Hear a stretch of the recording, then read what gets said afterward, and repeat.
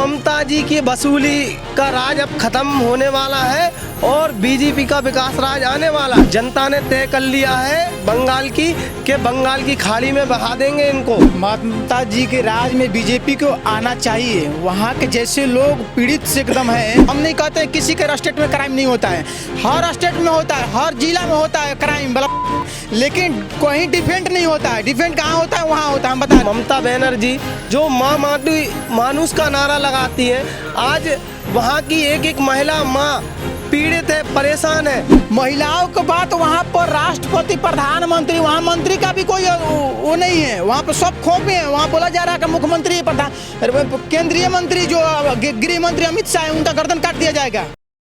नमस्ते, मैं शमी, सौगंध टीवी में स्वागत है आपका। बंगाल चुनाव में कुछ ही दिन बचे हुए हैं। यूँ मानो कि लगभग 20 दिन का वक्त बचा है वहाँ पर चुनाव में। 2 चरणों में वहाँ पर चुनाव है। अब चुनाव से पहले जो अटकलें लगाई जा रही है कि शायद से ममता बनर्जी फिर बाजी मार जाए, ऐसा क्यों? क्योंकि ममता बनर्जी चाहेगी नहीं कि किसी और की सरकार बने, क्योंकि हमने कई ऐसी खबरें सुनी है वहाँ पर अगर कोई ममता बनर्जी के अलावा टीएमसी को सपोर्ट, बीजेपी को सपोर्ट करता है तो उनकी उंगलियां काट ली जाती है, उनको मार दिया जाता है, उनको सताया जाता है, उनको तड़पाया जाता है। और जिस तरीके से वहाँ के लोग बताते हैं, तो क्या वाकई में बीजेपी की सरकार बन पाएगी? ज़मीन पर क्या दिख रहा है? क्या नाम होगा पहले आपका? मेरा ब्रजेश सनातनी। ब्रजेश, आपका नाम? सुधीर कुमार प्रजापति। तो ब्रजेश, आपसे शुरुआत करते हैं। क्या ममता बनर्जी के राज में, वहाँ पर राज है ममता बनर्जी का, आपको बता दूं मैं, तो उनके राज में बीजेपी अपनी सरकार बना पाएगी क्या? बिल्कुल बनेगी। आज ममता जी क्या बात कर रहे हैं? अरे ममता जी की वसूली का राज अब खत्म होने वाला है और बीजेपी का विकास राज आने वाला है।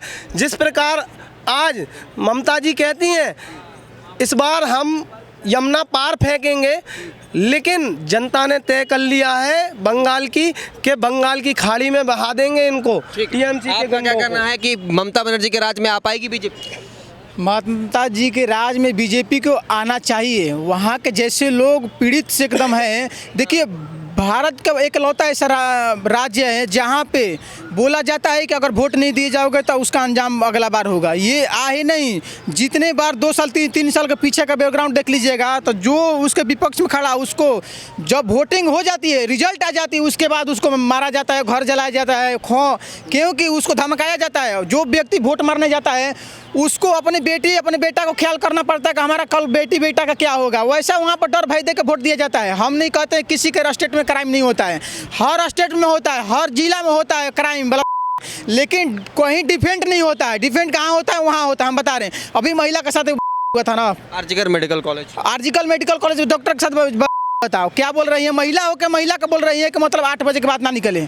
हमें नहीं बोलते कि मतलब कि क्राइम नहीं होता। 1 मिनट, उसके आरोप चक्रवर्ती क्या कर रहे हैं? ममता बनर्जी के खिलाफ जो उंगली उठाएगा उसको उंगली काट दिया जाएगा। ये होती है खतरनाक प्रतिक्रिया। 1 मिनट आप रुकिए। देखिए, वहाँ के महिलाओं से जब मैं बात करता हूँ, महिलाओं से मेरे कुछ कनेक्शन है, वो लोग तो कह रहे हैं कि भैया ममता बनर्जी ने, दीदी ने जो महिलाओं के लिए काम किया ऐसा कोई मुख्यमंत्री नहीं करता। जो ममता बनर्जी जो माँ माटी मानुष का नारा लगाती है, आज वहाँ की एक एक महिला माँ पीड़ित है, परेशान है और मानुष भय में है और माटी घुसपैठियों के कब्जे में जा रही है। मैं पूछना चाहता हूँ, जो बंगाल कभी कल्चरल कैपिटल रही है वो आज क्या बन गई? करप्शन कैपिटल बन गई है। मैं पूछना चाहता हूँ कि दीदी, आपको बंगाली जनता से आपको क्या दिक्कत है?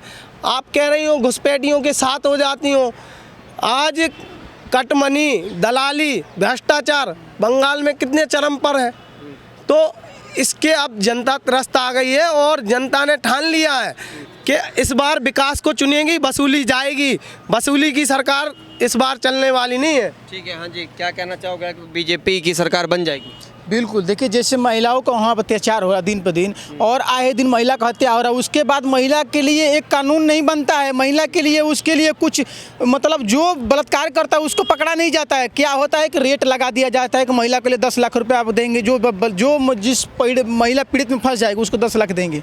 क्या महिलाओं का रेट होता है? ये हमारे यहाँ बोला जाता है यत्र नारी वस्तु पूजनते रमन्ते तद्देवते। जहाँ नारी होती है वहाँ भगवान वास करते हैं। माता निर्माता भवति, यानी कि माता ही संतान का पहला उत्पत्ति देने वाली होती है जो, और उसके बाद भाव शिक्षा में भी वही होती है, वहाँ नारी के समान नहीं होता है। क्या बिना नारी के देश चल सकता है? क्या बिना नारी के आप हम कभी हो सकते हैं? बिना नारी के मेरे मातारी हो सकते हैं, बिना नारी के मेरी बहन हो सकती है, बिना नारी के मेरे बुआ हो सकती है, बिना नारी के मेरी चाची हो सकती है, बिना नारी के मेरे मौसी हो सकती है, बिना नारी के मेरे नानी हो सकती है। ये नारी के जब तक जागरूकता हम नहीं करेंगे, जब तक नारी को ऊपर नहीं रखेंगे, जब तक नारी को 50% 33% आरक्षण नहीं देंगे, नारी को भागीदारी नहीं देंगे, तो हम लोग कैसे जिएंगे? ये नारी को वहाँ अपमान हो रहा है, वहाँ बोला जा रहा है कि महिलाओं को 10 लाख रुपए देंगे। ये कौन सा डिफिनेशन दिया जा रहा है वहाँ पे? बिल्कुल, तो वहाँ पर महिलाओं का सम्मान नहीं है, इसी वजह से आप चाहते हैं कि वहाँ सरकार बदली जाए।